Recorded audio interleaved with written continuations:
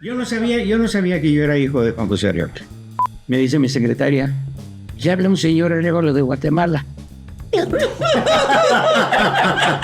señor? Y platicando con Arevalo, digamos, con una presencia física, educado. Muy grandote él. Y él estaba perfectamente tranquilo, yo no. Sí.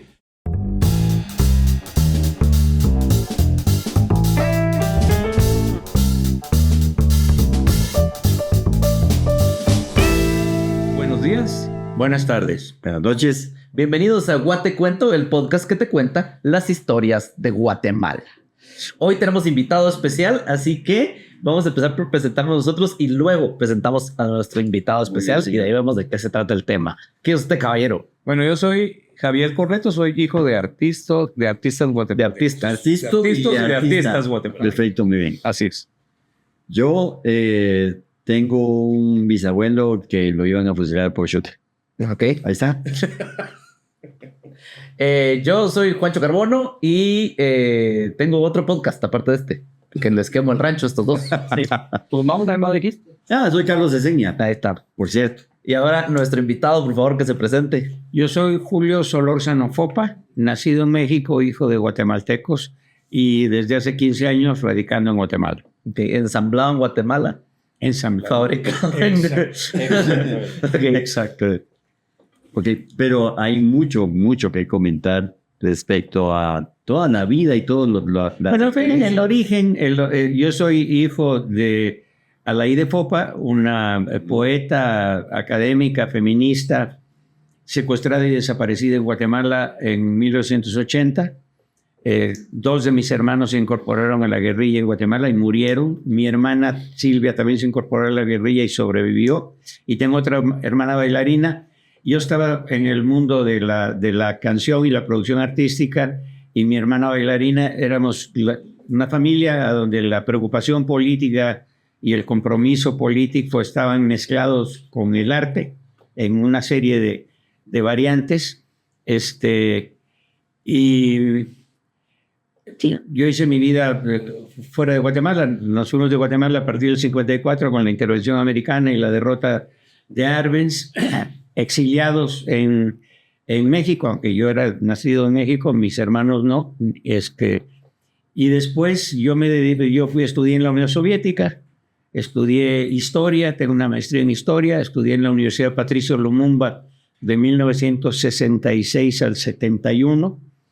Después me quedé un año en Suecia organizando el envío de médicos y medicinas al gobierno de Salvador Allende de los países escandinavos. Organizamos un comité internacional. En ese momento era muy importante defender, después de la Revolución Cubana, que había sido el 1 de enero del 59, la llegada al poder por elección de Salvador Allende en Chile era el primer gobierno que llegaba no por una revolución armada, sino por una elección popular.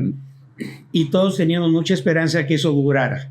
Lamentablemente, en el 73 Pinochet y empieza una cadena de movimientos militares apoyados por los Estados Unidos fundamentalmente en esa época, y ese es el marco de la Guerra Fría a donde se dieron los conflictos armados en América Latina. Pues vamos a retroceder un poquito. Cuando era pequeño, rodeado de tanto arte, de tanto civismo, ¿qué le gustaba a usted? ¿Qué te gustaba? Mira, ¿qué jugabas? Todos los deportes posibles. Fútbol, béisbol, voleibol, básquetbol, fútbol americano. Sí. Me mandaron un año internado a Bay St. Louis, Mississippi, a los 9 años. Estuve un año ahí descubrí el racismo en los Estados Unidos porque todavía los buses eran atrás de negros. Todavía estaban segregados. Ahí tuve una anécdota que fueron pesadillas como 20 años. Yo estaba sentado, estábamos muy cerca de Nueva Orleans.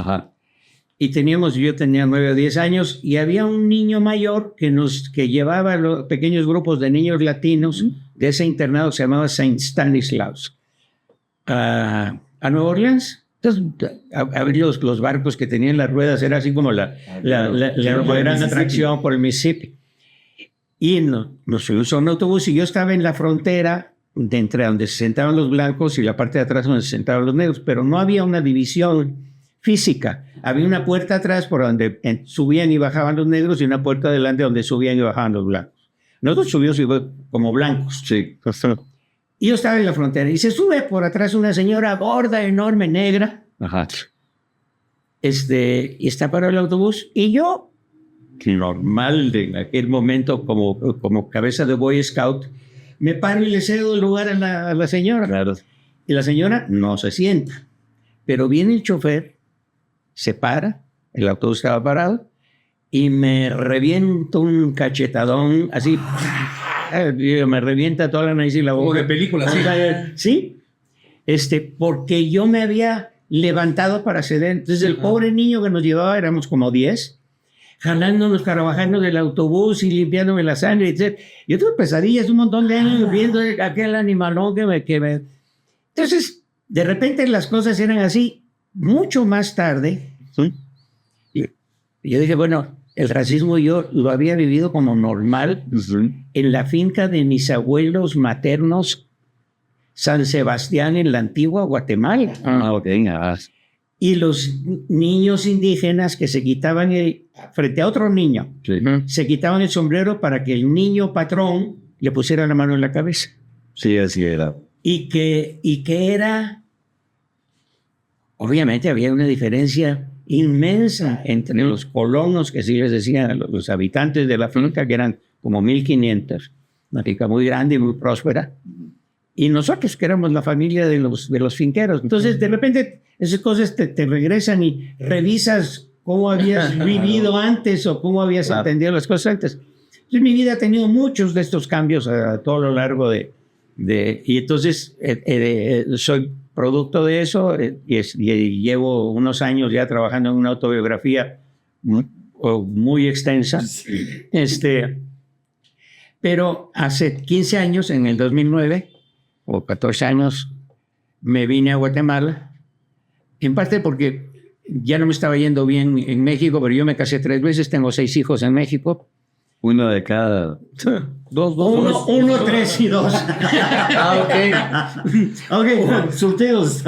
Una sola mujer y 5 varones. La mujer es la única también que agarró también la onda de la cantada y la composición, etc. Búsquenla en Spotify o por ahí en Instagram. Se llama Alaide. Sí. Con acento en la I. Y es muy exitosa, es modelo, etcétera, y todavía no tiene 30 años, y le va muy bien y la quiero mucho. Salud. Perdón, yo ya... No. O sea, está bien, porque a la conclusión a la que yo estoy llegando es que comparado con tu vida, mi vida está interesante como la de un caracol. Eso es lo que yo no quiero que suceda en este tipo de programas. Porque es muy ventajoso hacer una comparación de ese tipo desde mi perspectiva, ¿no? Digamos que mi vida, yo no tengo el mérito, más que tal vez la curiosidad y el interés, de haber vivido una serie de circunstancias que históricamente la familia o las condiciones históricas me pusieron en determinados lugares. Sí, digamos, mi temperamento, mi interés o la orientación de mi sensibilidad sí me han hecho lo que soy, pero no me gusta contarlo así como lo estoy contando, porque sí es muy abrumador y es muy difícil. No es cierto. Es cierto. Claro, pero vamos poco a poco. Sí, pero no eres un caracol. Solo lo que está dentro del caracol. Solo me quedo con... Eres una babosa. Exactamente. ¿Qué quería hacer? Yo tenía muy mala relación con mi padre adoptivo y que yo creía que era mi padre, pero había una distancia. Porque después Alfonso Solórzano y Alaide Fopa tuvieron 4 hijos. Y yo fui el único que estaba en internados, etc. Yo tenía una gran distancia. Entonces yo buscaba una figura paterna. Ok. Esa figura paterna fue un primo hermano de mi madre, el canche Arturo Falla, que era el administrador de la finca y que era un hombre extraordinario. nosotros siempre decíamos que él podía hacer un injerto de cabra y zanate para hacer peras. Entonces me enseñó a meterle la mano a una vaca y a sentir y a voltear al borrego adentro. Me enseñó a soldar el tractor. Sí, entonces yo quería ser agrónomo. En esa época de mi vida yo quería ser agrónomo. Y después quería ser pintor, tenía alguna facilidad y por eso terminé trabajando como asistente de Siqueiros, pero primero fui reproductor de códices en el Museo de Antropología, copiando códices originales indígenas y tenía una cierta facilidad para etcétera. Y después fue en la música, pero siempre sentí que necesitaba estudiar algo en lo que me interesaba mucho la política. Y empecé a leer muy joven, mucha literatura y después mucho ensayo, mucho trabajo político. Por supuesto, asimilando la 10ª parte, probablemente, pero yo me tragué el Capital como a los 13 años. Es decir, ¿no? Bueno, y tengo una anécdota en mi primer encuentro. ¿La cuento de una vez? Pues, Sí. Pues ya que tenés el micrófono. ya que vamos en el si camino. te descuidas, no lo suelto. Está bueno, está bien. ¿Está bien? Mejor para nosotros. Yo no sabía que yo era hijo de Juan José Arevalo. Ahí está, fuertes declaraciones. Fuertes declaraciones. Hijo de Juan José Arevalo. Ok. Y entonces, en 1980, empieza un año de tragedias en la familia Solórzano Foca. Primero, matan a mi hermano Juan Pablo en Nevaja, estaba en la guerrilla, en junio. En agosto, atropella un carro en la Ciudad de México, Alfonso Solórzano lo mata. Y se sospechaba que podía haber sido un acto, porque él era parte del Partido Guatemalteco del Trabajo, que podría haber sido un hit. Nunca hubo ninguna evidencia para eso. Y después, en diciembre, secuestran a mi madre en Guatemala. Yo estoy en México, junto con mi hermana Laura. Y al día siguiente, es el 19 de diciembre. El 20 de diciembre, en el periódico Excelsior en México, yo leo: Alaide tenía un hijo de Juan José Arevalo, que se llama Julio Solórzano. ¿Leíste? Y ahí me entero. ¡Ay, te enteraste del chisme! En el periódico. En el periódico. Entonces viene mi hermana Laura, que vivía en México también, me dice: Julio, esto parece mala novela mexicana. Todos sabíamos. Sí, bueno, sí. Todos sabíamos, dice, todas las compañeras de la revista Femina, Poniatowska, todas de Siqueiros sabía, todos tus hermanos, todos sabíamos que tú eras hijo. El único que no sabía eras tú. Y me dice: mamá tenía mucho miedo de hablar contigo porque tú te la pasabas bebido. Yo era un alcohólico intenso. Profesional. Entonces, Condecorado. y tenía años. Digamos, nunca fue afortunadamente un hombre de violencia física, pero sí una pinche violencia, una lengua. Entonces tenía mucho miedo. Entonces, y lo compré. Yo dejé de beber hasta el 84, eso fue en el 80. Y entonces busqué a Arevalo. Entonces yo le dije a una amiga de la familia, doña Mati Padilla, que era muy amiga de todas las generaciones de nuestra familia y muy amiga de Arevalo, le digo: dile a Arevalo que lo quiero conocer. Y si sientes algún rechazo, no me interesa tener una relación si no es por consenso. Yo no voy a pelear un reconocimiento. Yo soy quien soy, pero quiero saber si él me reconoce, obviamente. ¿No? Entonces, yo era director del Auditorio Nacional en México y coordinador de todos los teatros de Bellas Artes de Chapultepec. Me dice mi secretaria: ya habla un señor Arevalo de Guatemala. ¿Un señor? Entonces, no lo puedo decir, es cagado. Claro, claro. Sí, no, ya en el 88. Entonces, me dice... Ahí me di cuenta que nunca había oído su voz. Había visto documentales, pero mudos. Sí. Nunca había... Oí su voz y me di cuenta que no era la voz que yo esperaba de Claro. Me dice: Julio, me dice Mati que quieres conocerme, pero tú y yo ya nos conocimos. Digo, ¿así? ¿De dónde? Yo, sudando. Claro, Ya me dice, yo conservé la amistad con Alfonso y Alaide, y cada vez que llegaba a México iba a la casa de la familia en la calle de Hortensia, y en una de esas ocasiones, tú tendrías unos 13 años, coincidimos y tú y yo discutimos. Entonces me acordé de algo completamente perdido, a donde un pinche adolescente arrogante, idiota, me paro y le digo, no, tú eres un reformista, el bueno era Arbenz.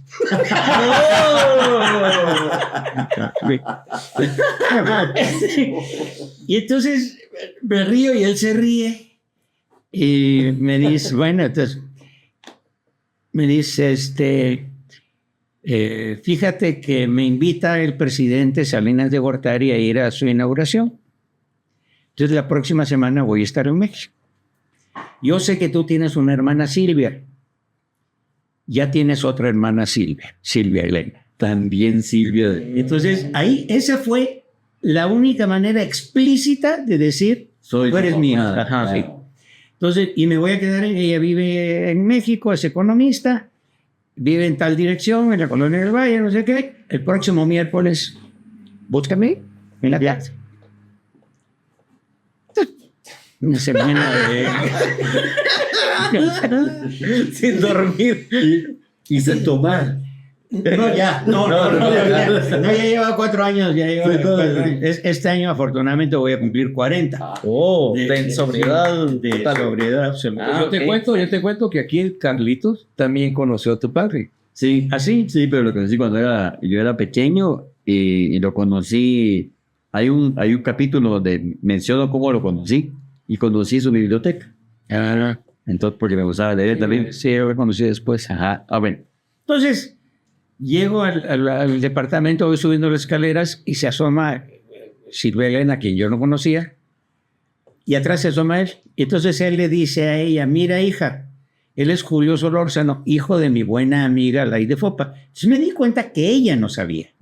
Por supuesto. Entonces ella dice, ay papá, ¿quién no conoce a Julio? Dice, Julio, estuviste en el auditorio Ho Chi Minh de Economía, porque ella daba clases en la familia de Economía de la UNAM.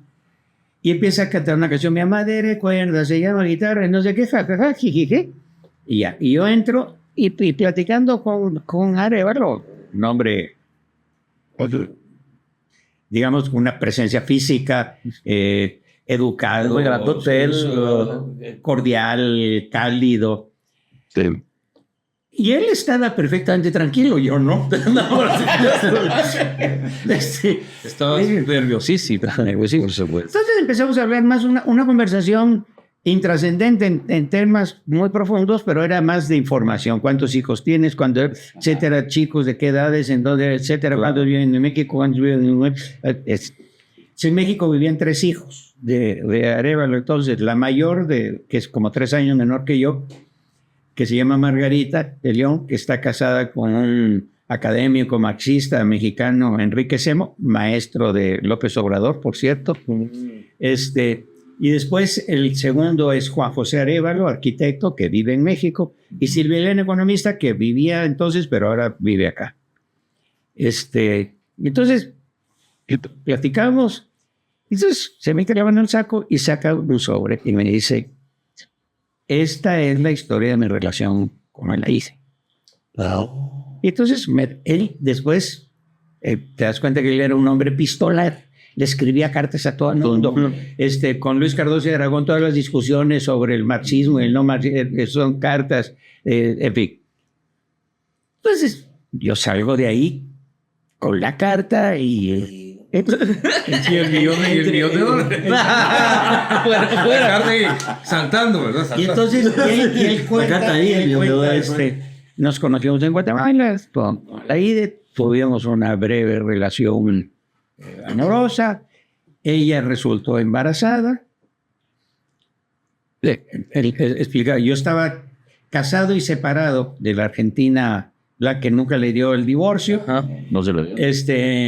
No, y se apareció aquí, cuando él fue presidente, se apareció y dijo, yo soy la primera dama. Y le tuvieron que hacer un espacio pero ya estaban separados. Y después él conoció a Margarita de León y no se casaron mucho hasta que ella se murió, porque en Argentina no había divorcio. Ah, ok. Curiosa, que es muy curioso porque Argentina es un país tan avanzado cultural y educativamente que sus leyes no fue de los últimos países de América Latina en permitir el divorcio.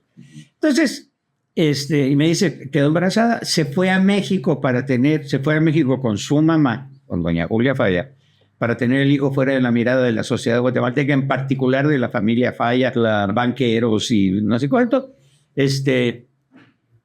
Y yo le mandé un propio, me acuerdo, es una frase muy antigua, ofreciéndole apoyo económico que ella rechazó diciendo que no necesitaba, etcétera, etcétera. Y después Alfonso Solórzano, que participó en la Revolución de Octubre con nosotros, se había enamorado de la ida y la siguió a México.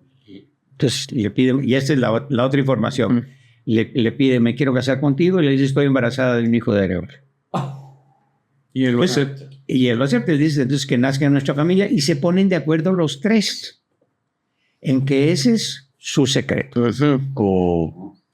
Entonces, cuando yo me entero, de los tres, el único vivo es Juan José Arevalo, porque mi madre fue secuestrada y desaparecida, y ese mismo año habían atropellado a Alfonso Solórzano.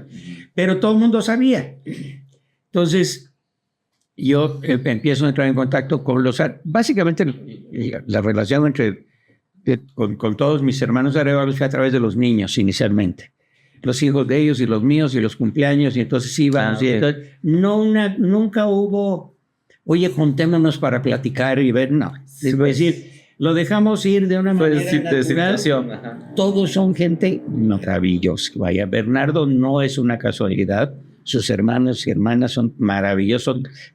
Gente buena, inteligente, estudiosa. No son hijos de presidente malcriado. Yo que conozco hijos de presidentes mexicanos, son todos unos delincuentes, ¿no?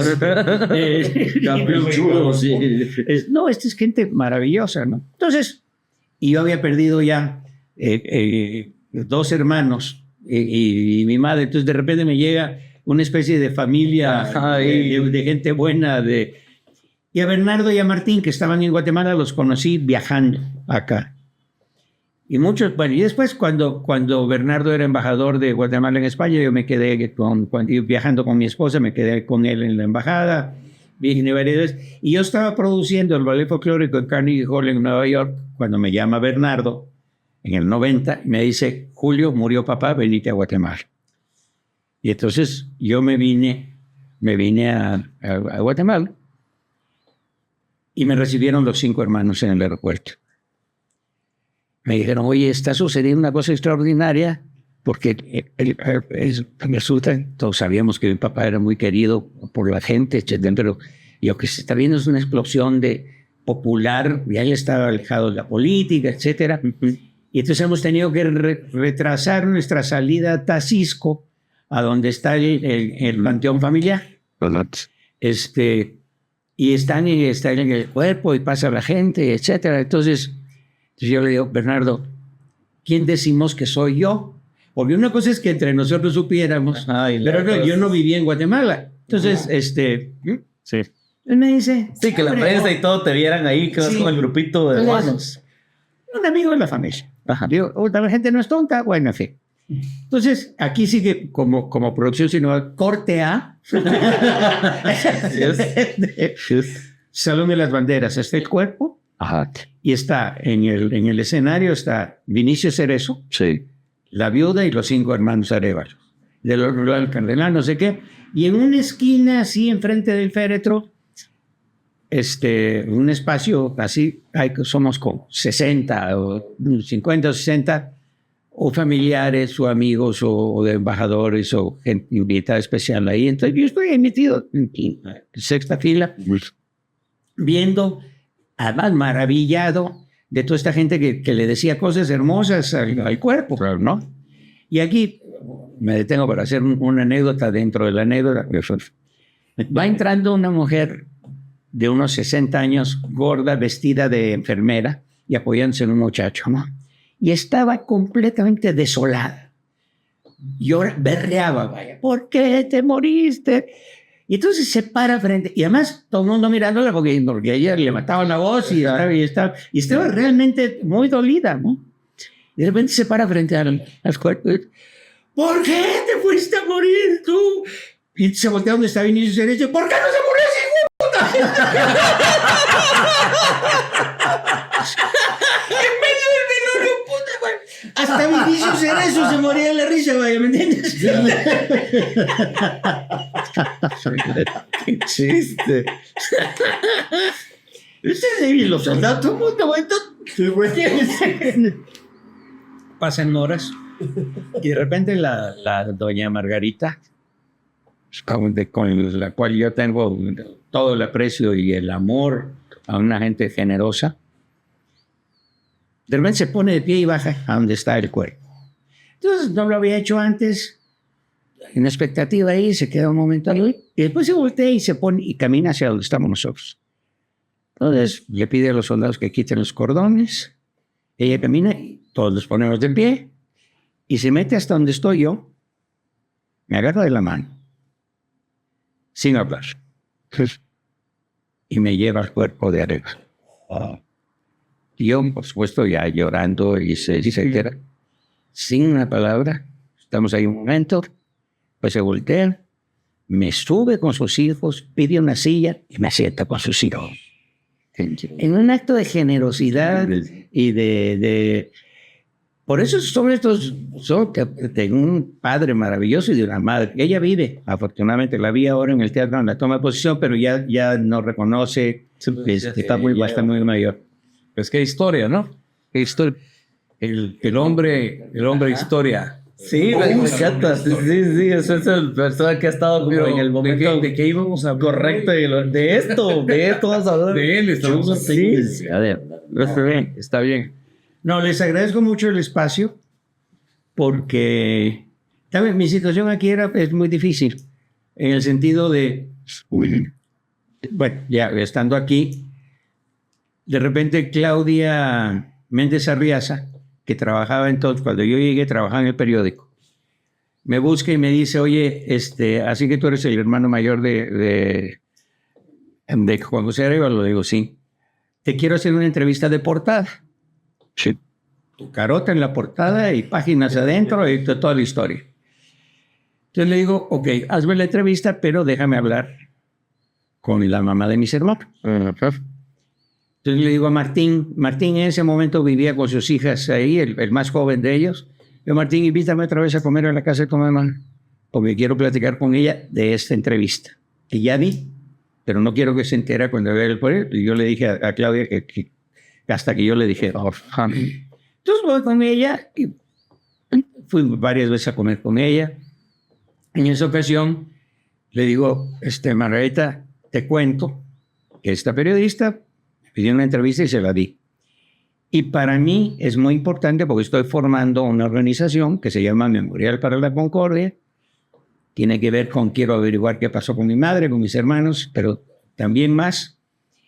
Y a mí me va a servir mucho que sepan que yo soy hijo de Juan José Arevalo.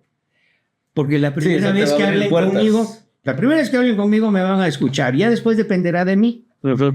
Y quiero saber tú qué piensas. Entonces me agarro otra vez de la mano y me dicen, Juan José estaría muy orgulloso de ti. Generosidad y una calidad humana extraordinaria. Entonces, y mi relación con Arevalo ha sido siempre respetuosa y siempre hay una distancia. La familia Arevalo es la familia Arevalo, la familia Solórzano fue la familia Solórzano. Digamos, si la familia Arevalo tiene una reuniones familiares, yo no soy parte de las reuniones familiares de la familia Arevalo. Y nos vemos y nos encontramos, etcétera. El que hacía más ruido con eso del hermano era Martín, que decía, miren, este es mi hermano. Bueno, no, pero después fuera de cámara les voy a contar algo más. Muy bien. Porque, digamos, no quiero, Veniste a Guatemala, viste esta entrevista y fundaste. Entonces, en ese momento... Fundé el Memorial para la Concordia, asumiendo una función que yo podía tener, digo, de una familia con varias víctimas de la guerra, pero con una desventaja y ventaja a la vez de no haber vivido la guerra en Guatemala, Sí. que era una desventaja, pero también era la ventaja de tener cierta distancia. Y de que yo no había, a pesar de que mis hermanos habían militado en el LGP, y mi hermana hasta la fecha es integrante de la ORNG, yo nunca he militado, ni en México ni en Guatemala. Entonces yo no tenía un compromiso partidario con mi propio set de ideas. Más de búsqueda. No, de búsqueda y también al presente. Cómo hacer visible lo que sucedió cuando todos los gobiernos de Guatemala, desde la firma de la paz, hacen como que no pasó nada. Sí. Y ya desaparecieron las instituciones creadas por los acuerdos. Sí. En la educación no se habla del tema. Y es importante que se hable para que no vuelva a suceder. Para que se sepa que, bueno, ya estuvo. Y hay que saber por qué sucedió y atender lo que pasó ya pasó, pero las causas, muchas están ahí. Sí. Entonces, es importante atender las causas, evitar que vuelva a haber la violencia como camino de solución de nada. Entonces, Pero ¿cómo te fue a vos con tu tema? Porque vos estabas en la búsqueda exactamente. pero fíjate, sí, empecé a trabajar muy de cerca con el Archivo Histórico de la Policía Nacional. Encontré un montón de gente muy buena ahí. Bueno, a todo esto mi comadre Rigoberta Menchú. Entonces ella bautizó a mi hija hace 30 años, etc. Y yo me fui con ella a levantar el juicio en la Audiencia Nacional de España. Juntos, cuando detuvieron a Pinochet en Londres, juntos descubrimos quiénes eran estos.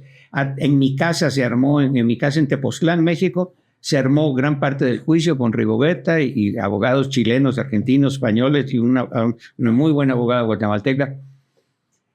Entonces yo ya venía, digamos, muy metido en una serie de cosas que ya no eran la lucha de la guerra, sino la lucha de la memoria. Ajá. Y entender esos grandes problemas que siguen vigentes en Guatemala, Hasta la fecha. de qué manera hacer visible lo sucedido podía, digamos, es hacer memoria para la concordia, no para la venganza. Y entonces yo hice aquí otra cosa muy atrevida que me causó problemas al principio. El que estaba de director del Archivo Histórico de la Policía Nacional era Gustavo Meoño, un militante del Ejército Guerrillero de los Pobres de la directiva de 25 años. Entonces yo ya tenía mi guerrillero para mi directiva. Yo le digo, Gustavo, necesito un militar. Dice, ¿qué?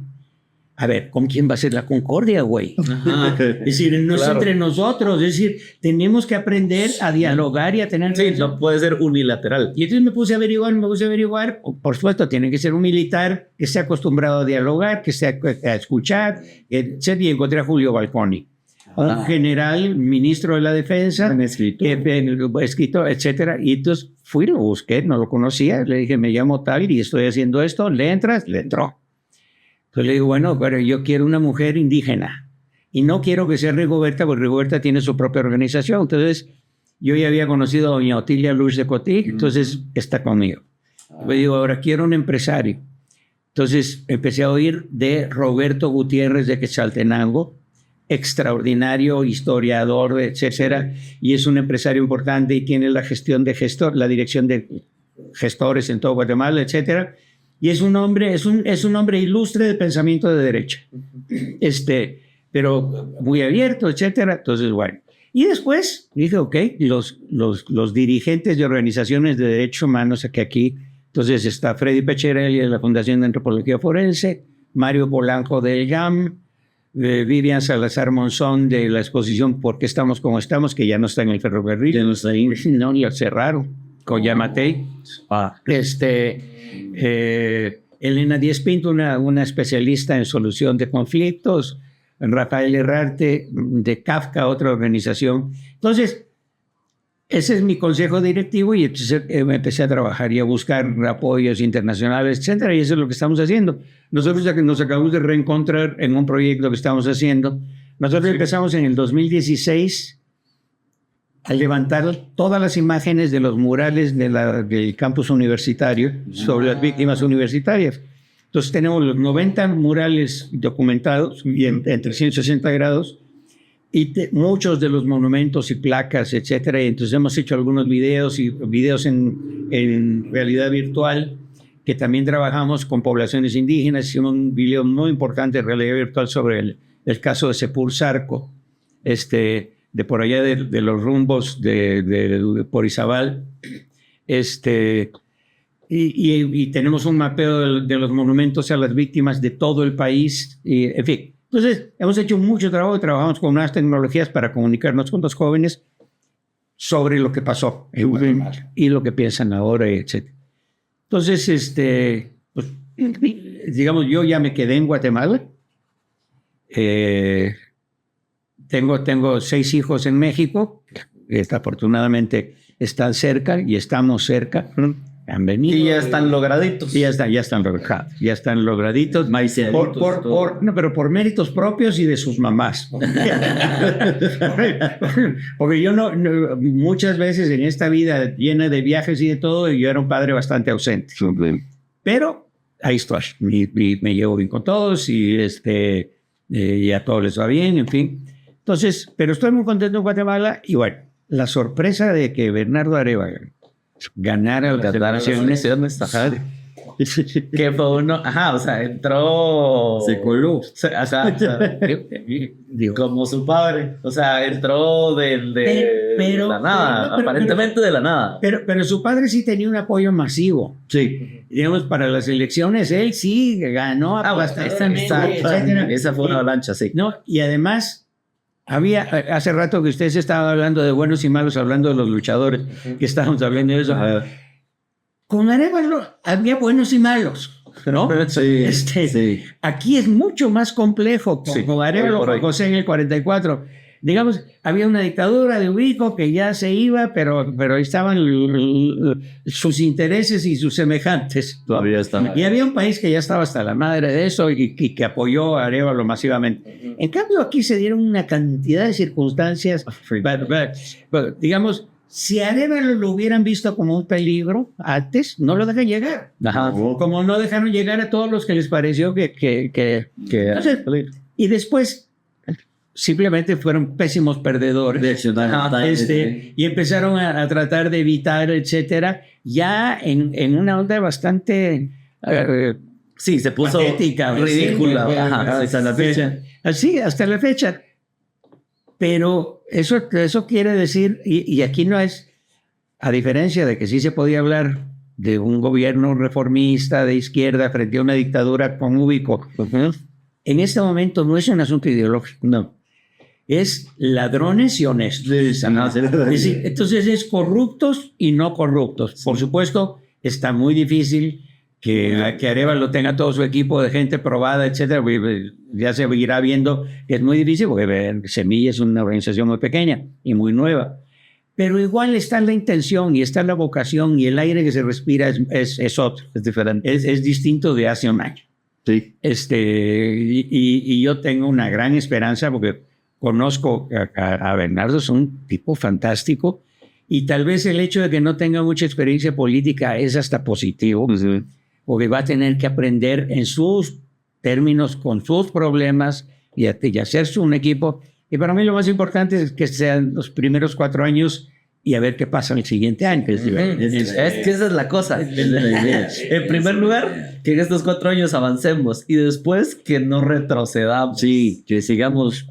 Pero un poco depende, y aquí yo aunque sigo siendo de nacionalidad mexicana, yo me sumo, depende mucho de todos nosotros. Por supuesto. Si no podemos así estar sentados a ver qué hace este güey, a ver si lo hace bien. Es decir, todos tenemos algo que hacer, y algo mayor o menor medida. Sí. Tenemos que ser fiscales también. Fiscales. Pero, mira, antes de fiscales, ser constructores. Sí. Es decir, trabajemos en levantar este país. Hay demasiados problemas como para de repente erigirnos en jueces o fiscales. Pero bueno, perdón que te interrumpa, pero es como lo que dices, hay que hacer cosas, ¿no? Hay que hacer cosas. Y cada quien en su terreno. Julio, pues, en su vida ha hecho cosas. Sí. Y hablando de arte, por ejemplo, fundaste una orquesta sinfónica femenina. La única en América Latina. La única en América Latina. Entonces, cosas como esas son las que van haciendo la diferencia. Háblanos un poquito acerca de esa Mira, yo hice orquesta sinfónica. en México, otra vez, yo hace rato les hablaba de mi pasión por la producción. Sí. Mi abuela, la mamá de Alaí de Fopa, doña Julia Falla, era pianista, era concertista, y ella me introdujo a la música clásica y la empecé a sentir, etcétera, pero a mí siempre me ha gustado la música popular. Y después yo manejé lo que les contaba, 25 años a la nueva trova cubana y a toda la música en español de compromiso social en México. Entonces, ese era mi mundo. Pero de repente yo he sido siempre un buen organizador, entonces empecé a organizar mis propios conciertos, la producción de mi disco. Entonces alguien me decía, oye, organízame, ayúdame. Oye, ya tienes un sello disquero, saca mi disco. Pues si tú lo pagas, mi rey, porque yo no tengo dinero. Exacto. Es decir, o ahí está el sello. Entonces, así para poder vender en las tiendas tenías que tener una factura y tenías que venir de una empresa disquera. Exacto. Para entrar a la radio. Entonces, me metí en ese mundo y me dicen, oye, Julio, ¿conoces lo de las orquestas en México todavía? Lo de las orquestas sinfónicas en Venezuela. Y digo, sí, oye, qué fenómeno maravilloso. Abreu, nace en Venezuela hace 45 años. Este gran movimiento de músicas que es una respuesta a los conservatorios. Es decir, mientras los conservatorios son elitistas por naturaleza y inicialmente diseñados para la gente que los podía pagar, y aunque ahora los conservatorios públicos son gratuitos o casi, de todas maneras, para ser violinista tienes que estudiar 8 años o cosas así. Sí, sí. Entonces Abreu No, y hay familias para que las compra el instrumento como tal. Sí. Es un... En Venezuela, Una inversión. en Venezuela, este gran educador musical, José Antonio Abreu, hace un diseño donde el primer día les enseña a los niños a dónde van las notas en un pentagrama. Al segundo día ya identifica una, y después les dice, mira, en un violín, esta nota que está en la tercera raya de aquí, suena aquí y suena ting, y en la trompeta suena ping, y en el trombón pum, y entonces empieza a jugar con los niños. Y entonces los niños de repente se enamoran de eso muy rápidamente, y los primeros meses de que se les pueden dar los instrumentos, aquello suena como un centro de tortura de gatos. Claro. Pero y de repente, entonces yo hice una orquesta muy grande de 450 niños y niñas en México, en Tepoztlán. Fantástica, ¿no? Yo sí creo que el tamaño importa en todo. Yo produzco y hago cosas grandes. Entonces, con eso me conquistaron. Digo, ¿de qué tamaño es la orquesta? Pues por lo menos de 60 o 70. Ahora le entro. Y cuando se inscribieron 450, me dijeron, oiga, pero esto es antinatural, las orquestas no son tan grandes. No, pero yo no le voy a decir a ningún niño que quiere, que no. ¿Y de dónde van a salir los instrumentos? ¿Qué sabe? Ahorita vamos. Teníamos 29 instrumentos iniciales. 29 para 4. Y entonces entonces empecé, me fui a los Estados Unidos, busqué a un gran director finlandés, Esa-Pekka Salonen, que era director de la Filarmónica de Los Ángeles. Dije, oye, los instrumentos que ustedes ya no usan y las cuerdas, de todos los instrumentos de cuerdas que las tiran, no las tiren. Porque las usadas de los músicos profesionales son mejores que las nuevas que nosotros baratas para niños. Y empecé a conseguir, etcétera. Después conseguí que Carlos Slim, toda una historia ahí maravillosa, que nos apoyaran. En fin. Entonces, ¿en qué año fue eso? En el 90. Y a los 2 años y medio hubo un gran conflicto en esa zona por un club de golf que querían, Tepoztlán es un pueblo indígena, náhuatl, muy cerca de Cuernavaca y de la Ciudad de México, al sur, como a 1 hora de la Ciudad de México. Entonces querían hacer un club de golf en un cementerio indígena. Entonces los indígenas no dejaron que hicieran, claro. Y entonces llegó el ejército, hubo muertos y la chingada. Y el pueblo entero se rebeló y se dio una situación, sacaron a todas las autoridades del pueblo, no había policía, no había representante del gobierno federal, no había del Estado, sacaron al alcalde, todas las autoridades, ¿no? Que por cierto, un reportaje del New York Times de la época, se oiga, pero ¿y ustedes no tienen los ladrones? ¿Qué? No, pues aquí no hay ladrones. ¿Cómo que no hay ladrones? No, pues si se fue la policía no hay ladrones. Lo sacaron. Pero la orquesta fue víctima de eso.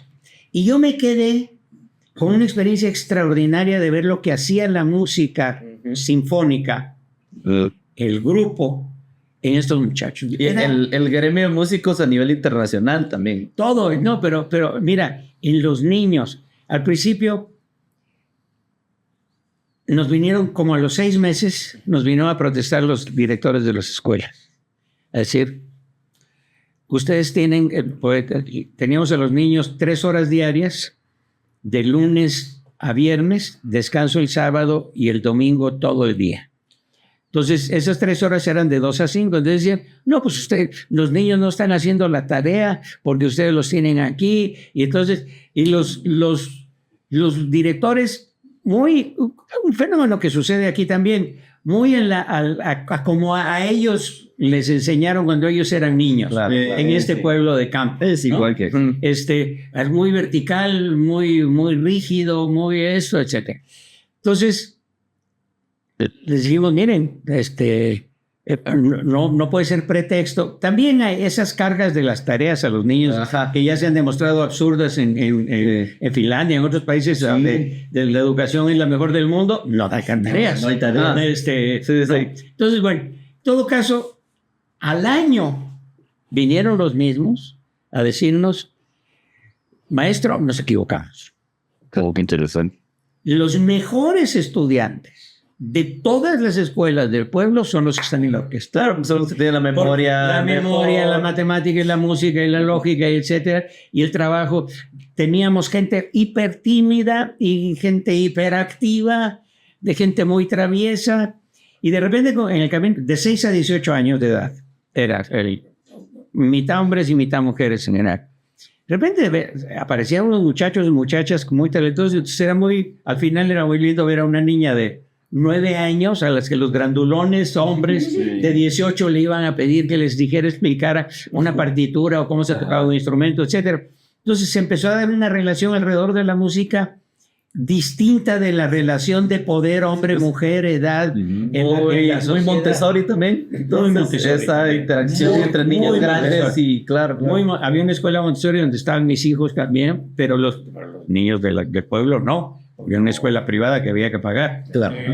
Y otro tipo de educación. Entonces, en todo caso, y uno aprende también. Y cuando llegué acá, yo quise hacer una orquesta sinfónica juvenil. Y entonces, yo nunca había trabajado no solo por averiguar qué había pasado con mi madre, sino por la memoria de mi madre.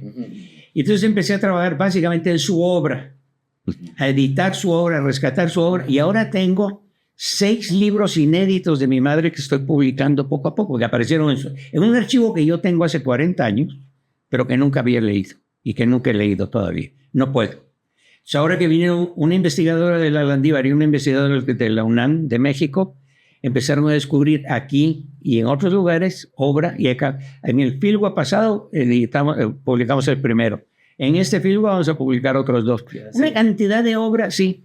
Entonces, el planteamiento es, mi madre está viva, la IDFOPA está viva y está publicando. Ajá. Que es una manera fantástica esta poesía, ensayos, ella fue crítica de literatura, crítica de arte, todo eso, traducciones, ensayos, un montón de cosas sobre Guatemala que yo nunca había leído de ella. Y lo que ha sucedido con las jóvenes mujeres de hoy, porque sí habla mucho de las mujeres, es que el lenguaje.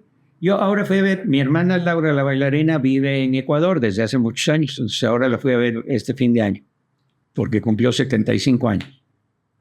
Yo tengo 78. Yo nací en 1945. Soy hijo de la Revolución. Completamente. Entonces la voy a ver y le digo, oye, ¿quién leía la poesía de mi madre? Yo tengo la impresión de que eran sus colegas universitarias, o las feministas, o con las que... Sí, dice esos. Pues ahora lo que está pasando en México y en Guatemala es que son mujeres menores de 30 las que leen la ley de FOPA. Entonces, es una cosa muy interesante que ese lenguaje llano de mi madre ahora encuentra el lector. Muy interesante. Ahora ustedes mencionaron a Pie de Lana. Yo desde que llegué trabajo con el grupo de Pie de Lana y hace poco, el colectivo, entonces hace poco me invitaron a la placita Miguel Ángel Asturias en la que es el 14 ahí. Entonces éramos como 10 lectores y el tema era lectores de poetas desaparecidos en la guerra. Y éramos como 10 lectores. Y había un público de 25 personas en la calle, ¿no? Entonces, me dio mucho, porque se leía de varios, pero todos menos uno leyeron poesía de la ley de FOPA, que me llamó mucho la atención. Porque ya digamos, como posicionada en esto. Entonces, yo estoy ahora dedicado mucho a dar conocimientos sobre. Y entonces, para hacer la orquesta femenina acá, por supuesto, ustedes conocen Guatemala 1000 veces mejor que yo. Y yo perfectamente pude haber fracasado, pero hay otras cosas que he intentado hacer aquí que no he podido. Pero esa estaba pintada para un fracaso. Porque empecé a decirle a todo el mundo, oye, todo el mundo me decía, estás tonto, hombre. Sí, eso me Max Araujo, que es un amigo que yo conocí desde el principio, me decía, Julio, es que tú no conoces Guatemala, ¿verdad? No va a funcionar. Pero encontré la manera, primero encontré un director, que después ya no pude trabajar con él, que trabaja con orquestas juveniles y que había sido director del Conservatorio de Guatemala. Manuel Toribio, y estaba con una orquesta juvenil en Retaluleu, en San Carlos, o Nuevo San Carlos, que se llama. Y entonces lo contacté y le dije, oye, quiero hacer una orquesta de mujeres. ¿Y por qué de mujeres? Básicamente porque no hay orquestas de mujeres, porque mi madre es feminista, porque yo tenía una experiencia con una orquesta mixta fantástica, y entre otras cosas, porque nada más el 2% de las directoras de orquesta de los directores de orquesta son mujeres, y nada más el 10% en el mundo, y nada más el 10% de los integrantes de orquestas también son mujeres. Entonces, son espacios que las mujeres no se los han dado. Bueno, entonces, él entró en buena onda, sobre todo al principio que no había dinero. Entonces yo empecé a tocar todas las puertas, soy un buen gestor, soy un buen vendedor de mis ideas con entusiasmo y todo, conseguí, etcétera.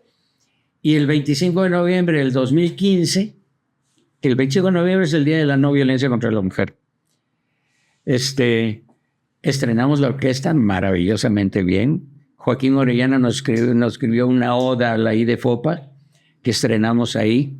Y otra cosa que hice es nada más música latinoamericana. Ok. Ya sea música escrita para orquesta sinfónica o versiones sinfónicas de música popular. Y algunas canciones que dicen cosas. Yo vengo de la canción de protesta, entonces era también versiones sinfónicas del repertorio, digamos, de Mercedes Sosa. Y cosas así. Entonces, como yo lo vi, encontramos un montón de talento, muchachas y todo. Pero al principio yo no tenía tiempo.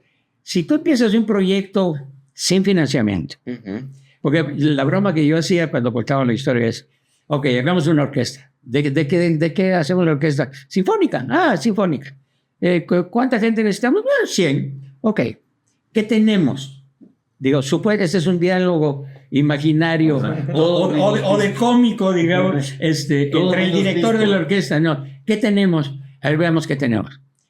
Queremos hacer una orquesta de mujeres. Ok, ¿tenemos mujeres? No. ¿Tenemos instrumentos musicales? No. ¿Tenemos un lugar a donde ensayar? No.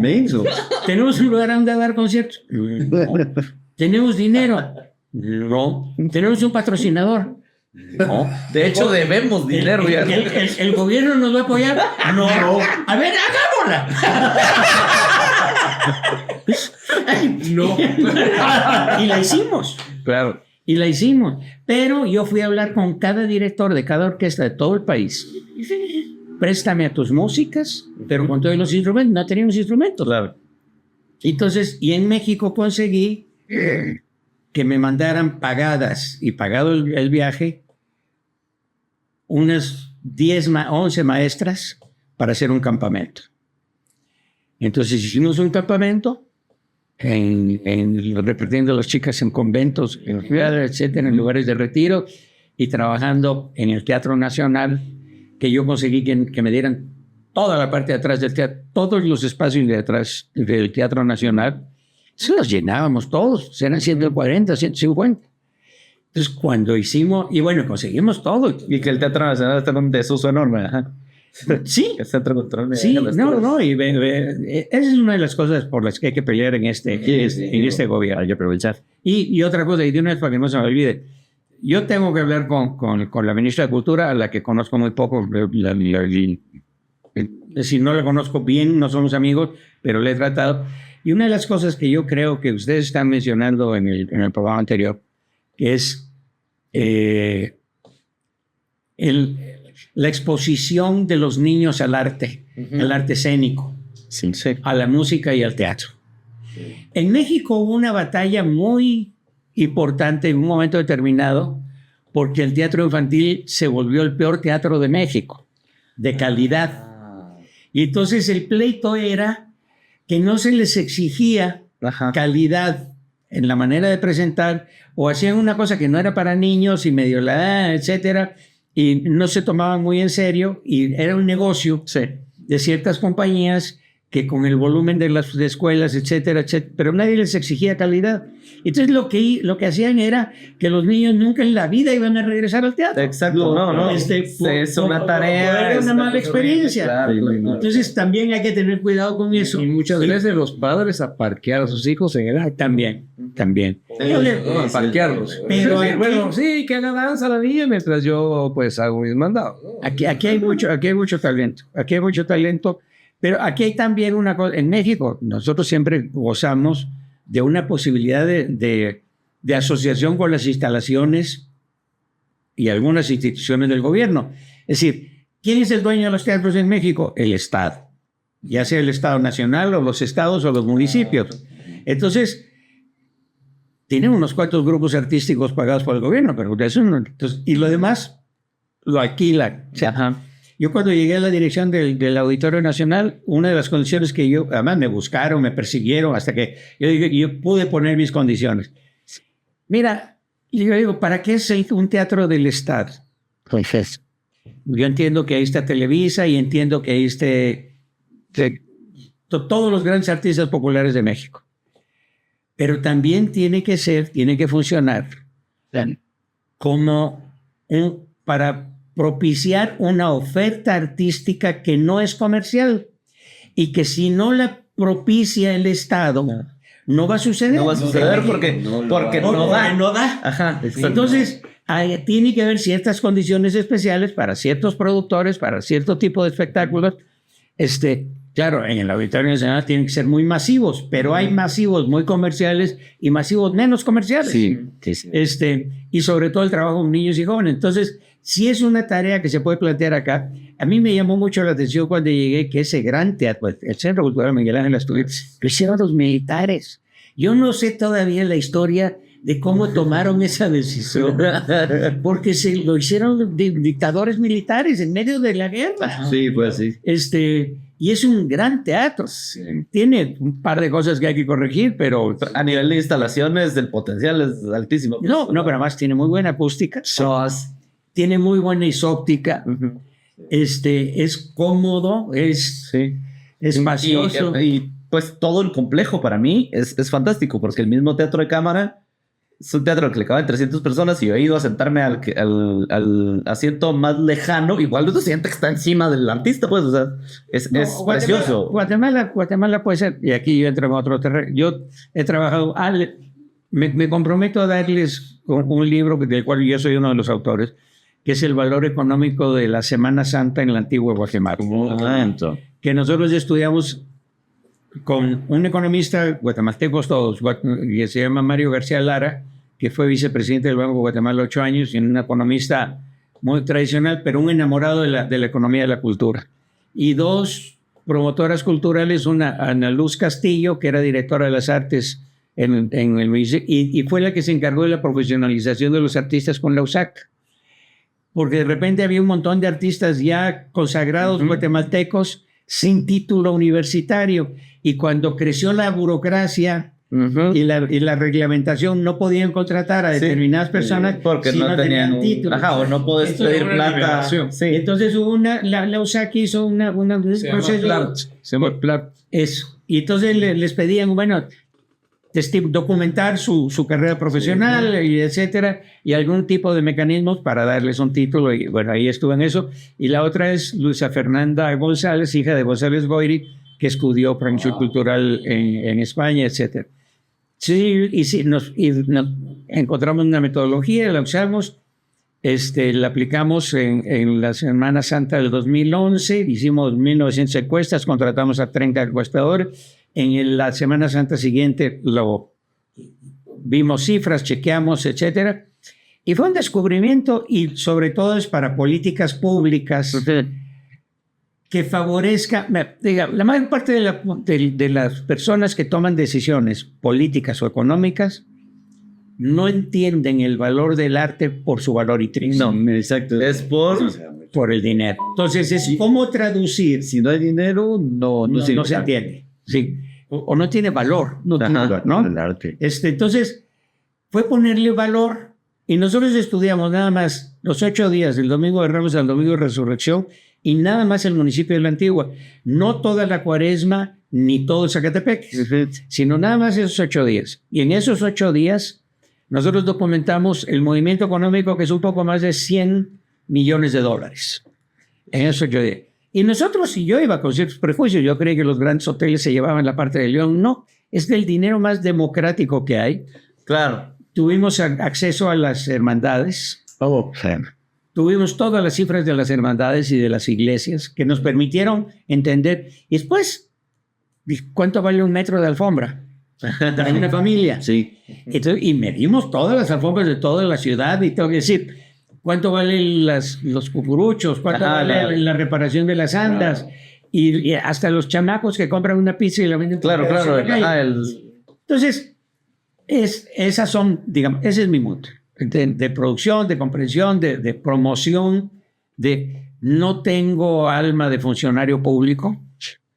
Soy un hacedor de cosas. La orquesta La IDFOPA llegó hasta la pandemia. Ahí ya no. Pero desde el año pasado estoy trabajando con el gobierno de Honduras y la presidenta Xiomara Castro para hacer la Orquesta Mesoamericana de Mujeres. En lugar de ser una orquesta permanente, como era la orquesta de la IDFOPA, es un mes al año. Entonces, juntar a 150 músicas, hacer un campamento de 10 días en Honduras y después una gira de 20 días, Teatro Nacional de Honduras, Teatro Nacional de El Salvador, Teatro Nacional de Guatemala y Bellas Artes en México.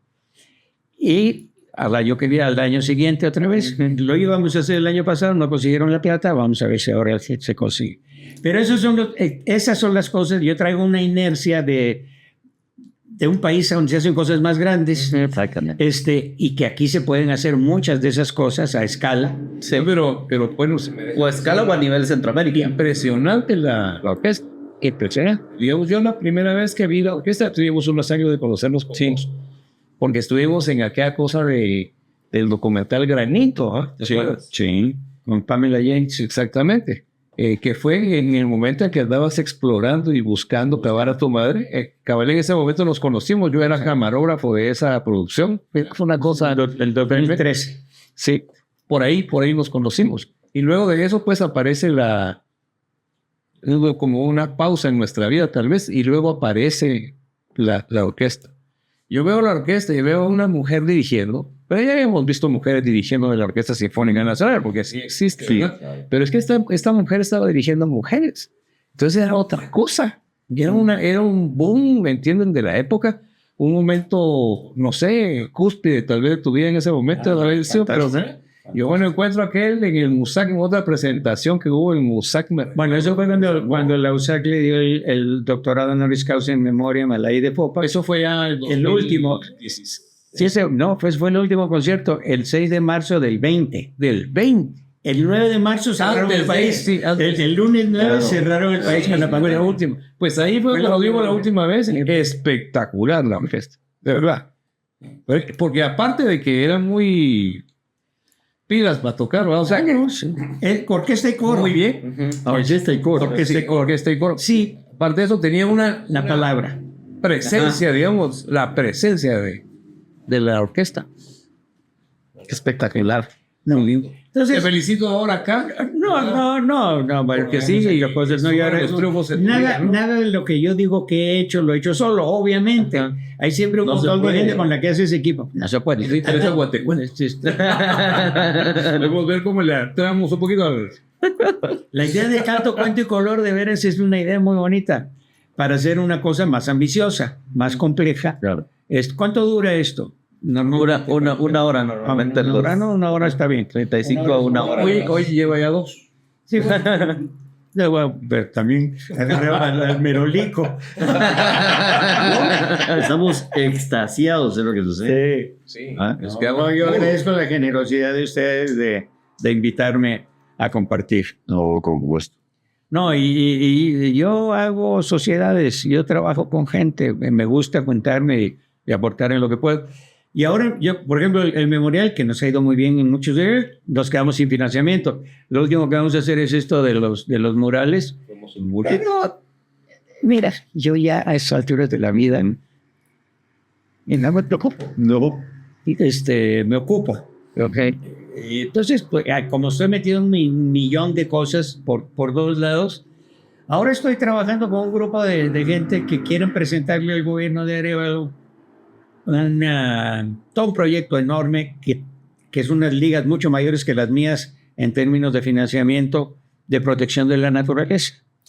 Que son los que manejan las áreas protegidas, los arrecifes, los bosques, etcétera, etcétera, y que consiguen el dinero del Banco Mundial y de no sé qué, etcétera. Entonces, Que si en algún lado está desperdiciando Guatemala ingresos y dinero y entonces, turismo. entonces, cuando vinieron conmigo, les digo, mire, aquí hace falta, digamos, se sobreentiende, pero a mi juicio tiene que ser explícito que esto es en beneficio de las personas.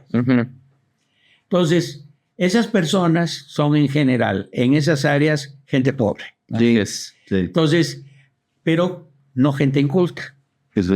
Ahí hay cultura, y es una cultura que tiene que ver con el arte y con las tradiciones, y con su espiritualidad y con su gastronomía, pero tiene que ver con una mirada de la naturaleza distinta del calentamiento global. Exacto. Entonces, juntemos esas dos cosas. Este concepto occidental del calentamiento global, que es el que trae la plata y los bonos de carbono, Sí.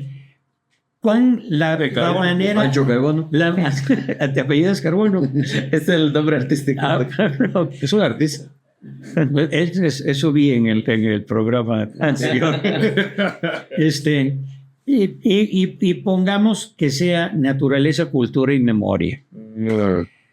Porque, sobre todo en las zonas indígenas, a donde pasó la guerra, y nosotros hemos estado trabajando con muchas organizaciones de víctimas que se quedaron sin financiamiento porque la ayuda internacional ya se fue de Guatemala. Ajá. Sí.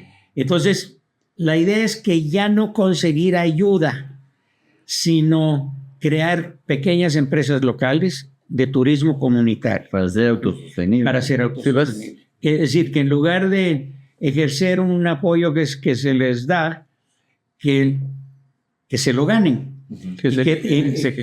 Y entonces, ya, yo le dije eso a Bernardo, me mandó a Harris, el que ahorita quedó, hablaba. Nunca había él oído hablar de turismo de memoria. Entonces le digo, mira, la tercera parte del turismo de Alemania es turismo de memoria. Y de muchos países. En Europa, consiste, sí, en Europa. En Europa. Bueno, y hablamos de eso antes de los horrores de Gaza. Y le dije, todo Israel es turismo de religión y de memoria. Sí. Y hay muchos otros países. Entonces, esta gente que se agrupó como víctimas del conflicto armado interno, han profundizado el conocimiento de su propia cultura. y la visión que tienen de la naturaleza no es la visión occidental, se sienten parte de la naturaleza. Ellos hablan de la madre tierra, es decir, se piensan a sí mismos como si fueran un animal o una planta. Entonces, esa vinculación te va a enriquecer, les digo a los ecologistas, tu concepto de calentamiento global y lo hace muy único. Sí. Y cualquier artista lo sabe y cualquier persona de marketing sabe, lo más importante para vender un proyecto es la originalidad. Sí, depende. Entonces, Guatemala tiene una cultura original Sí. enorme, pasada y presente, urbana, y porque también en la ciudad, todo esto que ustedes hacen, que ustedes hablan de la ciudad de Guatemala, a mí me llama mucho la atención. ¿Cómo pueden hacer eso sin apoyos gubernamentales, sin financiamiento, sin empresarios que apoyen las artes, sin mecenas? No, pues, no, Claro. no, Date cuenta ahí en deporte no colectivo, el deporte individual en Guatemala es muy bueno, sin ninguna de esas ayudas. Y a nivel internacional, a nivel mundial, sobresale sin ninguna ayuda. ¿Qué tal si tuviera ayuda? no, pero además, mira, yo me acuerdo, a Luis Cardoso Aragón, que era amigo de la familia, cuando yo hice mi disco, que era todas canciones mías o poemas musicalizados por mí, digo, Luis, quiero incluir una canción de Guatemala. Todo esto fue en México. Entonces, Mi disco yo lo saqué en 1974 y no saqué otro. Le digo, oye, dime de una canción guatemalteca, popular o de algún significado, etcétera. Entonces, Luis Cardosa, que era un cabrón, sarcástico, etcétera, dice, Guatemala no hay música. Guatemala canta en huipil. Es una frase maravillosa. Tiene razón. Tú no puedes comparar la música de Guatemala frente a la música del mundo y sí puedes decir los huipiles de Guatemala son los más complejos y hermosos del planeta. sí. Tú agarras la taza de colores, la paleta de colores occidental y la pones al lado y dices, no, pues según los occidentales este color no pega con este. Pero pero están Aquí y sí. funcionan, Sí. ¿no? Y distintos lugares, etcétera. Entonces, Guatemala tiene color, tiene una literatura extraordinaria, Sí. de los de antes y de los de ahora. Esto no me ha tocado a mí, hasta donde yo sé, ha habido un teatro muy rico y muy importante Sí. acá. Ha habido música también, sobre todo en la música urbana, el rock, que en Guatemala tuvo cierta importancia en un momento determinado y después ya quedó muy poco. Ahí Luis Felipe Valenzuela y Martín Arévalo tenían un grupo de rock. Son de la misma edad y amigos, el más joven de los Arévalos. Y ellos me contaban a mí. Años felices. Y el de la radio. El de radio. Era rockero. Era rockero. Por Venezuela. Sí, por eso es que mete música todo el tiempo. Y Sí, le gusta la música. Un saludo a Luis Felipe. Sí, claro. Que a ver cuándo viene. Sí, sería bueno. Sería... No, incluso a Martín Arévalo, cuando él ahora trabaja creo que está en Costa Rica, en una institución de Naciones Unidas, desde hace muchos años. Y no sé si quiera él aparecer, pero para contar sus aventuras rockeras. Bueno, estaría genial. Y además él es muy simpático, es muy inteligente, es muy gracioso. Entonces, y yo cuando llegué acá, yo llegué quebrado, sin plata. Ok. Me iba muy mal en México en los últimos años, empresarialmente. Entonces tenía mi casa embargada, es más. Llegué aquí, mi hermano vivía aquí, pero su casa parecía un hostal, lleno como la gente de izquierda solidaria tiene su casa llena de cubanos y de indígenas, en fin. Entonces no había, yo dormí, las primeras 6 semanas dormí en mi camioneta. Entonces me aparecí en Sofos. Porque me recomendaron ver a la primera persona que vi que no era de la familia fue a Max Araujo. Claro. Que además un economista mexicano de la cultura que me metió a mí en ese rollo y me dijo, Max, mira, ese hombre es el hombre, él mismo se define a sí mismo como eso puede ser un poco vanidoso, pero es el poeta de más peso en Guatemala. Entonces yo hasta que lo vi, cuando lo vi me botaba la risa porque es así de gordo. Y le digo, oye, el cabrón de Ernesto Piedras le digo que eres el poeta de más peso, pues eso soy. Pero él me llevó a Sofos. Derecho de autor y todo eso lo maneja. No, es gran parte de la legislación guatemalteca, que es incluso mejor que la mexicana. Lo malo aquí es que los jueces no conocen la ley de derecho de autor, entonces no la saben aplicar. Ajá. Pero entonces él me llevó a Sofos y entonces conocí a Filipe al dueño y le digo, oye, yo veo que aquí tienes seminarios y cosas, préstame un salón para dar unos talleres de producción en las artes escénicas. Yo di muchos talleres en México por muchos años de producción en las artes escénicas. Dice, aquí no prestamos, aquí rentamos. Entonces... Y vos sin dinero. Y entonces le digo, bueno, dame chance, hago una pequeña campaña por redes y si hay la suficiente gente me das el salón y te pago, que voy a hacer 3 semanas.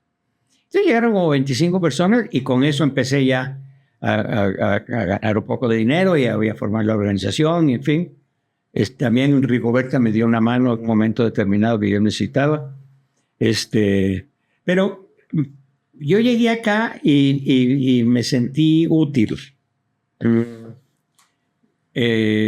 Digamos, gente como yo hay mucha en México, con experiencia de producción en distintas áreas, etcétera. Porque hay una industria más grande. Porque hay muchas industrias. Sí. Hay una industria de cine y hay teatro y hay televisión y hay mucho negocio privado del espectáculo.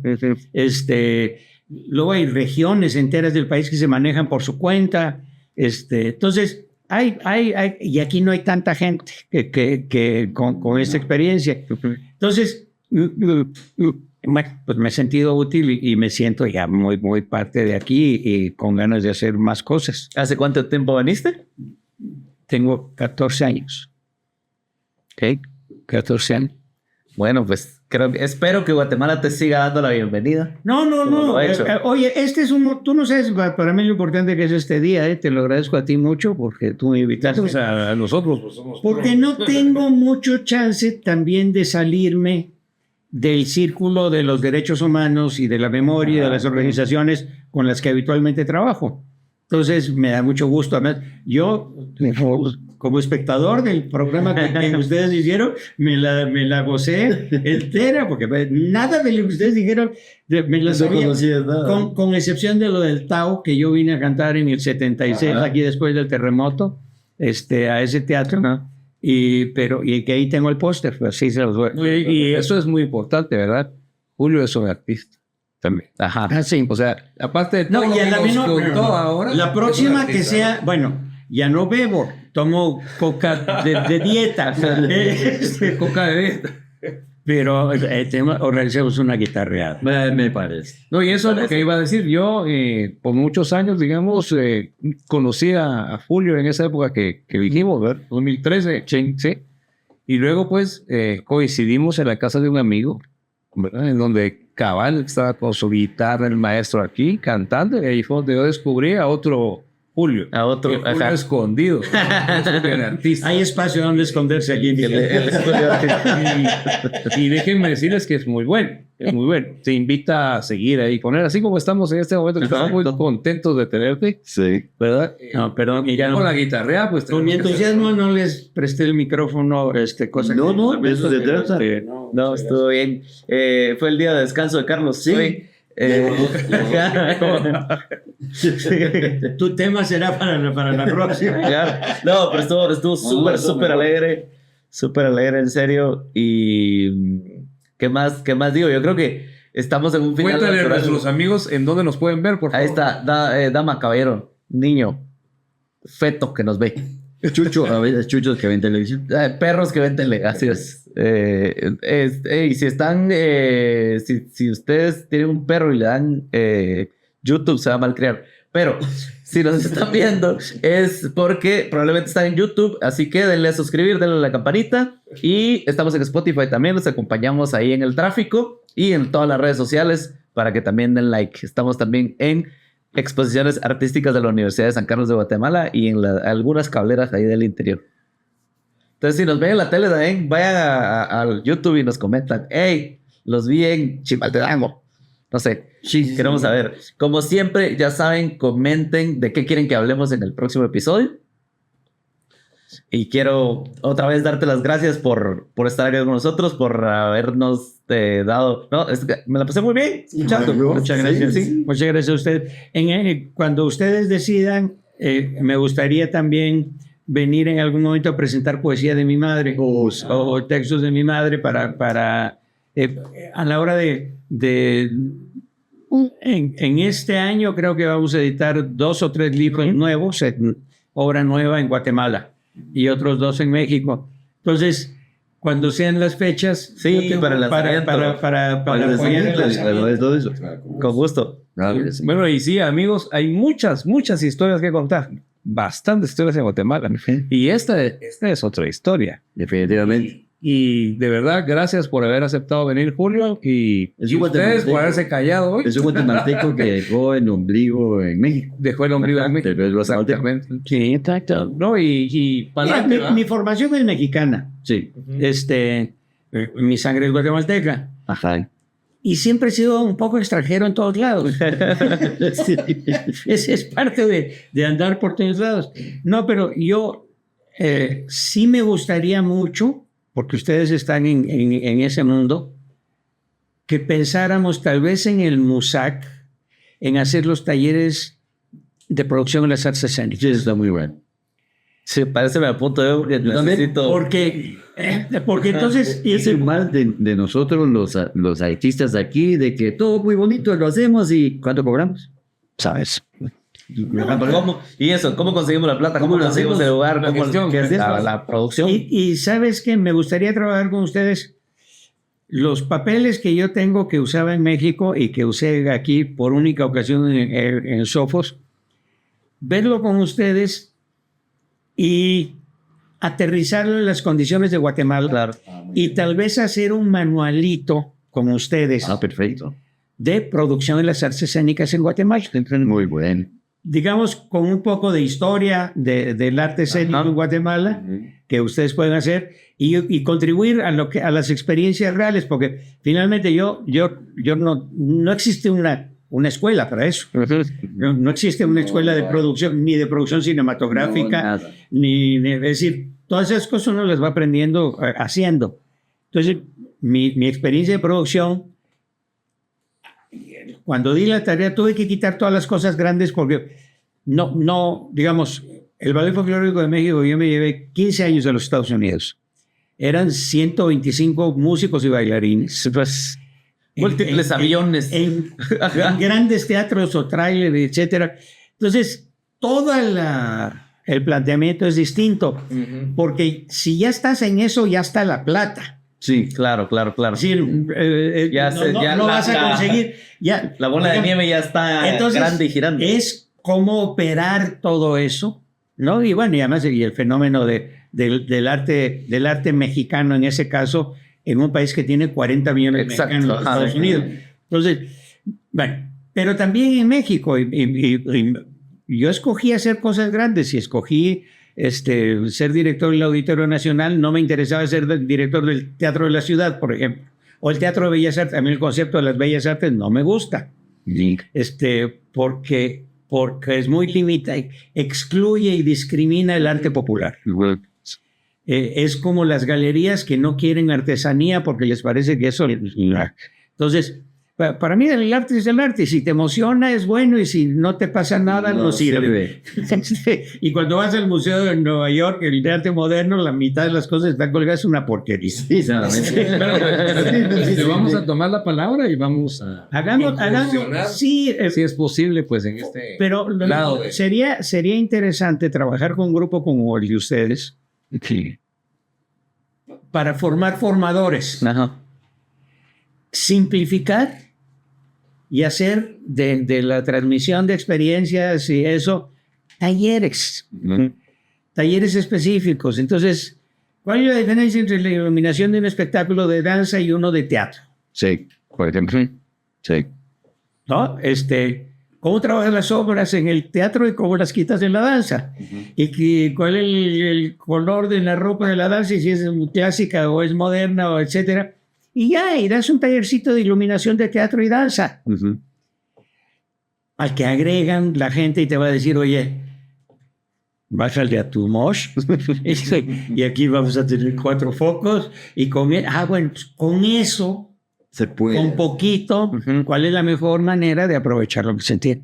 Porque esa es la ley de la realidad de esos países, ¿no? Pero entonces hay que trabajarlo como si tuviéramos todo y hay que hacer unos proyectos. Y eso nada más con ustedes. Yo les puedo dar un punto de partida de una experiencia y la manera como yo estructuré los papeles para cambiar lo que sea y hacer material útil. Y lo podemos editar con la USAC. Y con eso que están diciendo que está renaciendo con la USAC. El Tao. El Tao. Pues hagámoslo ya con la firma del Tao y y que participen actores, iluminadores, sonidistas. Bueno, vamos a llevar el mensaje a la USAC porque en este momento pues no somos la USAC, somos Guatecuanto, pero vamos a llevar el mensaje. Pero no, seguro que sí les llega el mensaje, sí lo hacemos, Julio. Sí. Así es. Sí. Mientras tanto, pues, queremos volverte a dar las gracias. No, gracias por invitarme. Ibiza tiene un término y creo que ya estamos sobre el tiempo.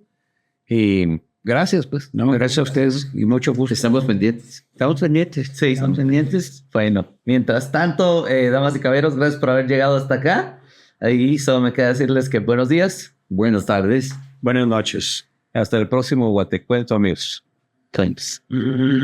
Hoy no me mantengo. No, bueno, ¿cómo? Tenemos que siempre lo disparamos aquí al maestro. También. Sí, por favor, déjame. 1, 2 y 3. Los vados.